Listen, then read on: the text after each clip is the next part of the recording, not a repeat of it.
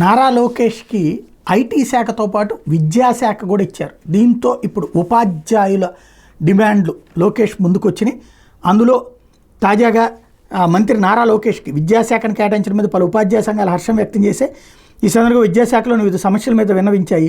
DSC దరఖాస్తు చేసుకునే general అభ్యర్థులకి గరిష్ట వయోపరిమితి 46 ఏళ్లకు పెంచాలని ఏపీ ఉపాధ్యాయ సమాఖ్య అధ్యక్షుడు ప్రధాన కార్యదర్శులు హృదయరాజు చిరంజీవి కోరారు.